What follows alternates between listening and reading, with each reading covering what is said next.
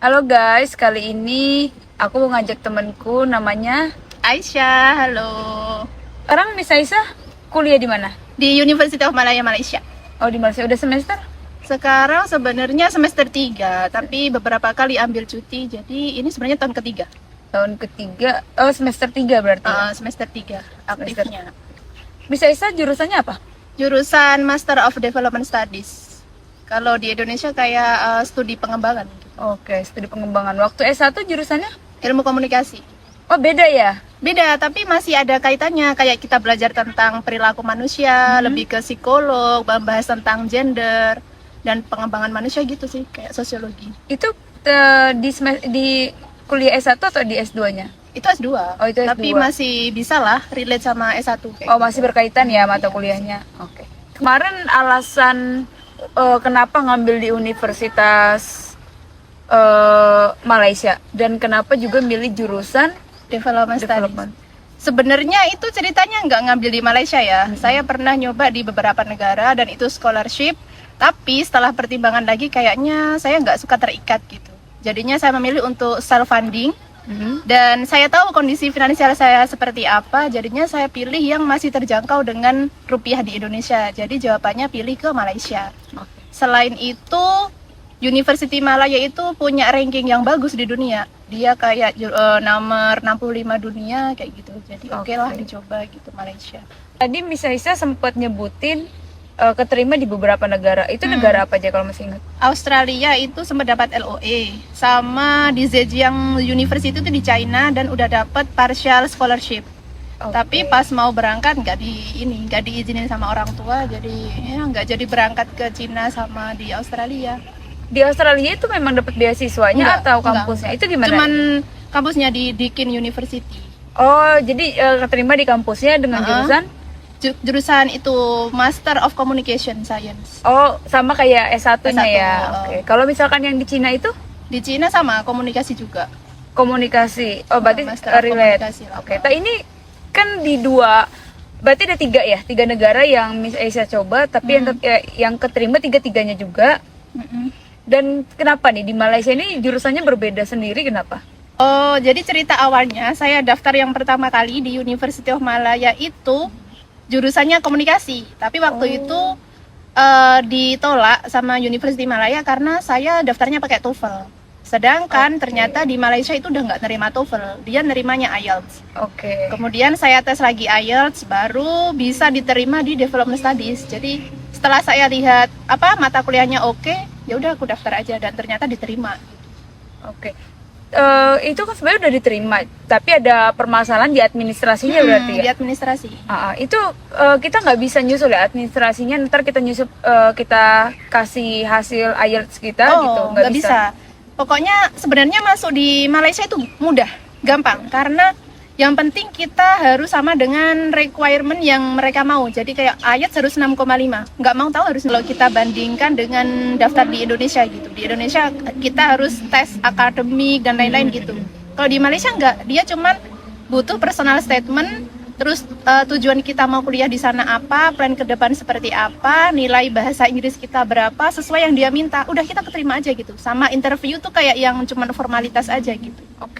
Berarti kalau misalkan di Malaysia itu seleksinya administrasi, interview. Terus pengumuman. Pengumuman gitu. Kalau misalkan administrasi lolos, terus kita masuk ke interview.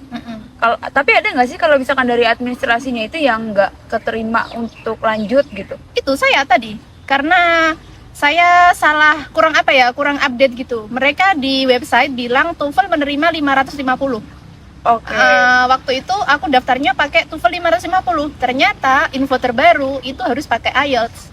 Jadi di China itu yang fakultas yang aku daftarin itu dia ada kayak syarat kita itu bersedia menyelesaikan ujian bahasa Mandarin, ada tingkat-tingkatannya. Sama mereka lebih nge-track nilai-nilai kita pas waktu S1 kayak gitu sih.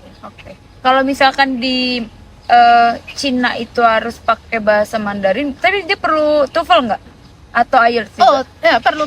Tapi nggak terlalu yang harus ada gitu. Kalaupun nggak ada nggak apa-apa. Berarti tentatif ya sifatnya ya. Maksudnya kita bisa kita sertakan atau enggak, itu nggak apa-apa, nggak wajib ya. Tapi di 2 negara Australia sama di Malaysia, itu harus diwajibkan. harus IELTS. Ngelihat semangat Miss Aisyah nih ya, udah nyoba 3 negara, sampai sebenarnya 3-3-nya udah keterima gitu ya, tapi akhirnya milih di kampus Universitas Malaya, Ya, Malaya. Universitas Malaya gitu kan.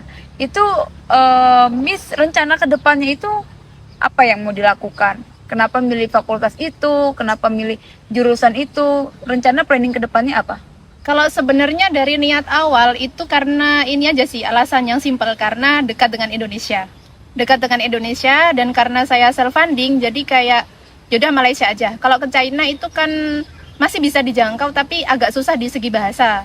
Kalau di Australia itu terlalu jauh dan cost-nya lebih banyak. Jadi oke lah ambil Malaysia. Tapi setelah menjalani perkuliahan di sini kayaknya aku jadi pingin nambah mau kuliah lagi gitu. Ya kalau rencananya ya PhD mungkin ya, tapi harus scholarship sih. Kalau PhD di Malaysia itu biayanya gila. Berarti ini karena mau berarti melanjutkan Iya, kuliah kemungkinan. dengan jalur beasiswa. Iya, karena di sini aku kan pakai biaya mandiri. Jadi tahu ya Gimana struggle-nya kita harus membayar uang kuliah sendiri, habis itu biaya pribadi, living cost dan lain-lain. Jadi kayaknya kalau mau PhD pakai scholarship aja sih. Dan jarak perkuliahan dari S2 sama S3 itu beda ya? Beda. Lebih lama di S3. Jadi itu sangat kerasa kalau misalkan kita pakai duit sendiri gitu ya. Kerasa banget sih. Susah kalau di Malaysia, susah kalau pokoknya PhD itu harus scholarship sih. Tapi ada planning ke depan nih, rencana mau universitas apa yang diambil gitu, atau mungkin Malaysia lagi. Kalau misalkan misalnya mau lanjut kuliah, itu rencana mau di 3 negara yang udah Miss Aisyah coba, atau mungkin mau di negara berbeda atau gimana? Kalau rencana pingin ke Australia sih, karena Australia. pingin negara yang satu benua gitu. Kan Oke. satu-satunya negara dengan satu benua kan Australia. Kayak pingin tahu aja sih, pingin tahu budayanya dan lain-lain. Oke. Berarti akan mencoba di kampus yang sama kayak Dulu ya, kayaknya Oke. pingin nyoba. kemarin nyobanya di universitas Deakin University, Deakin University dengan jurusan komunikasi. Tapi kalau nanti mau nyoba lihat-lihat dulu, masih menyesuaikan. pingin apa gitu. Oke. Miss Aisyah kuliah di Universitas Malaysia. Mau tanya dong, itu gimana sih persiapan Miss Aisyah sampai Miss Aisyah bisa ngejalanin, bisa keterima di Universitas Malaysia sampai saat ini? Yang pasti kalau mau keluar negeri harus persiapan bahasa sih, karena kita kan pasti ambil kelas internasional. Sedangkan di luar negeri kita punya 2 macam tes gitu kan, kayak TOEFL atau IELTS. Dan menurut aku mending kalau teman-teman mau mau tes itu langsung sekalian IELTS, karena dia diterima semua negara gitu. Oke. Tapi kan kalau misalkan kita tes langsung IELTS kan berbeda ya dengan TOEFL untuk dari segi biaya, Iya, segi betul. persiapan gitu. Otomatis kan akan lebih banyak effortnya kalau misalkan kita mau tes pakai IELTS. IELTS gitu.